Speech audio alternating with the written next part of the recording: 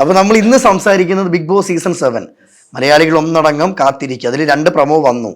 അതിൽ ഇന്നലത്തെ പ്രമോയില് ഒരു ഞെട്ടിക്കലുണ്ടല്ലോ. ഉണ്ട്, ഉറപ്പായിട്ടും ഉണ്ട്. നനോര ഇരിക്കുന്നവരെ വേണ്ട, വേണ്ട. കരയുന്നവരെ വേണ്ട, വേണ്ട. വാഴയായിട്ടിരിക്കുന്നവരെ വേണ്ട. ഇതിലാലേട്ടം വ്യക്തമായിട്ട് പറഞ്ഞു. കണ്ട പ്രമോ വെച്ച് എന്താണ് അൻസിഫിന് മനസ്സിലായത്? കണ്ട പ്രമോ വെച്ച് എനിക്ക് മനസ്സിലായത്, കണ്ടസ്റ്റൻസ് ഒന്നും പേടിക്കണ്ട, ലാലേട്ടൻ സൂക്ഷിച്ചാൽ മതി. കാരണം പ്രമോക്കകത്ത് കണ്ടസ്റ്റൻസിനെ ഒന്നും ഇത് ചെയ്യുന്നേ പറഞ്ഞിട്ടുള്ളൂ. പക്ഷെ നമ്മളാണ് ഇതെല്ലാം ചെയ്യുന്നത്, നമ്മൾ ഇത്തവണ ഇങ്ങനെ ചെയ്യും എന്ന് പറഞ്ഞ് നമുക്ക് ഹോപ്പ് തന്നിരിക്കുന്നത് ക്രൂ ആണ്. അപ്പം ക്രൂ ശ്രദ്ധിച്ചില്ലെങ്കിൽ ഇതുവരെ സീസൺ 6 വരെയും പറഞ്ഞിട്ടില്ലാത്ത ഒരു സാധനം പറഞ്ഞിട്ടുള്ളത് അത് പാലിച്ച് കാണിക്കുക. എന്താണ് ശ്രദ്ധിക്കാത്തത്? ക്രൂ ടാസ്കുകൾ കൊടുക്കുന്ന, ബലൂൺ പൊട്ടിക്കുക, ബലൂൺ നിറയ്ക്കുക, ഓടുക, വെള്ളം ഒഴിക്കൽ മത്സരം, വെള്ളം കുപ്പിയിൽ നിറയ്ക്കൽ, അതായത് ചുരുക്കം ഒരു ഓണപരിപാടി, കലോത്സവം ടാസ്ക്. പിന്നെ ഇതിനകത്ത് ലാലേട്ടൻ എന്താ മോനെ ഇത്, മോനെ സേഫ് ഗെയിം കളിക്കുന്നവർ, മോനെ ചായ കുടിച്ച ദോശ ഉണ്ടാക്കിയോ, ആയിരിക്കും. ആരെങ്കിലും എന്തെങ്കിലും അവിടെ പ്രശ്നം ഉണ്ടാക്കുന്നുണ്ട് അവരെടുത്ത് മാത്രം നന്നായിട്ട് കളിക്കുന്നവരെ ദേഷ്യപ്പെടുത്തും, അവരെ ഉറക്കി അവിടെ ഇരുത്തും. ഇത് തന്നെയാണ് നടക്കുന്നത്. പക്ഷെ ഇത്തവണ വന്ന് എല്ലാവർക്കും എതിരെ പ്രതികരിക്കുമെന്ന് പറഞ്ഞിട്ടുണ്ട്. പ്രതികരിച്ചില്ലെങ്കിൽ പണി വാങ്ങിക്കാൻ പോകുന്നത് ലാലേട്ടനും ക്രൂ ആണ്. അതെങ്ങനെ പണി മേടിക്കും? കാരണം ഇവര് ഹോപ്പ് കൊടുത്തിരിക്കുകയല്ലേ. കഴിഞ്ഞ സീസൺ വരെയും തീ പാറും, സംഗതി കളറാവും, ഇതൊക്കെ ജസ്റ്റ് ഒരു ടാഗ് ലൈൻ മാത്രമായിരുന്നു. ഇത് ടാഗ് ലൈൻ അല്ലല്ലോ. പക്ഷെ ഈ പ്രൊമോയിൽ ഇങ്ങനെ തന്നെ പറയുന്നത് നമ്മൾ ഇങ്ങനെയൊക്കെ ചെയ്യും എന്ന് പറയുമ്പോ എപ്പിസോഡിൽ അങ്ങനെ ഇല്ലെങ്കിൽ പിന്നെ പ്രശ്നമാവില്ലേ?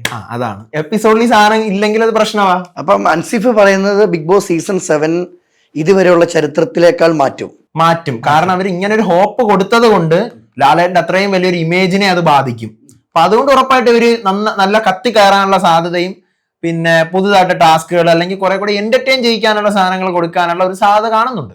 ഈ അൻസിഫിന്റെ കമന്റ് ബോക്സ് നമ്മുടെ ശ്രദ്ധയിൽ പെടുമ്പോഴേ ബിഗ് ബോസ് പോലും അറിഞ്ഞിട്ടുണ്ടോ ഈ കണ്ടസ്റ്റന്റുകളുടെ ലിസ്റ്റ് കൺഫേം ആയെന്ന്? അങ്ങനെ നമുക്ക് പറയാൻ പറ്റൂല. ഇപ്പം യൂട്യൂബിൽ നിറയെ റിവ്യൂവേഴ്സ് ഉണ്ട്, എല്ലാവരും വീഡിയോസ് ഇടുന്നുണ്ട്. അപ്പൊ ഇത് ഒന്ന് കണ്ട് അതിന് പുറകെ വരുന്നതും ഉണ്ട്, അല്ലെങ്കിൽ ഇത് അറിഞ്ഞിടുന്നവരും ഉണ്ട്, ഒക്കെ ഉണ്ട്. അപ്പൊ ഇത് അവരറിയാത്ത സംഭവങ്ങളൊന്നും അല്ലേ. ഇപ്പൊ അങ്ങനെയാണെങ്കിൽ നമ്മളെ കഴിഞ്ഞ വർഷത്തെ വീഡിയോസ് ഒക്കെ ചെക്ക് ചെയ്ത് നോക്കിയാൽ മതിയല്ലോ.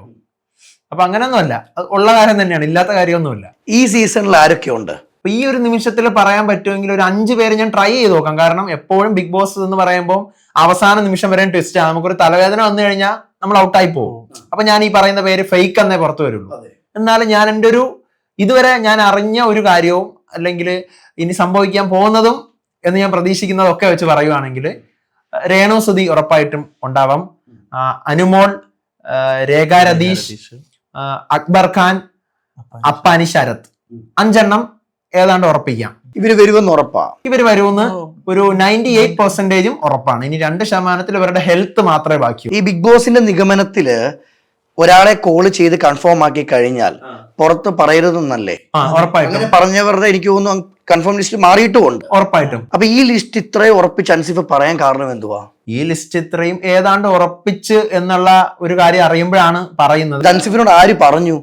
അതാണ് ചാനലിന്റെ ഏറ്റവും വലിയൊരു ട്വിസ്റ്റ്. ചാനലുള്ളവർ തന്നെ പറയുന്നതാണോ?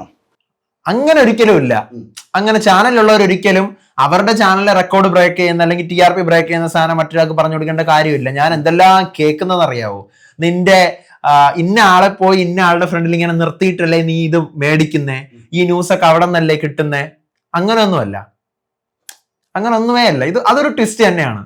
അത് പറയാൻ താല്പര്യപ്പെടുന്നില്ല. അത് പറഞ്ഞു കഴിഞ്ഞാൽ നമ്മളൊരു മാജിക് കാണിക്കുന്നു. ആ മാജിക് ഫസ്റ്റ് ടൈം നമ്മൾ കാണുമ്പോൾ നമുക്കത് മാജിക്കാ. അതിന്റെ കൺകെട്ട് വിദ്യ നമുക്ക് കാണിച്ചു തരുമ്പോ നമുക്കത് കാണാൻ ഇൻട്രസ്റ്റ് ഉണ്ടാവോ? ഇത്രേ ഉള്ളൂ.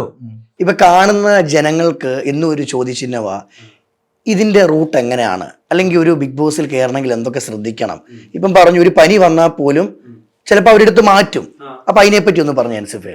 അതിനെപ്പറ്റി ഇപ്പൊ അവരുടെ കേസ് മാത്രമല്ല, ഞാനും ഇപ്പൊ ഇവിടെ വന്നിരിക്കുന്ന അല്ലാതെ പുറത്തിറങ്ങുമ്പോ ഇപ്പൊ മാസ്ക് വെച്ചിട്ടാണ് നടക്കുന്നത്. കാരണം എനിക്കാകെ ഉള്ള 100 ദിവസത്തെ വർക്കില് ശ്രദ്ധിക്കാൻ, എന്റെ ഹെൽത്ത് ശ്രദ്ധിക്കാനുള്ള ഞാൻ വീണ് കഴിഞ്ഞാൽ. അപ്പൊ അതുപോലെ തന്നെ അവരും എല്ലാ രീതിയിലും ശ്രദ്ധിക്കണം.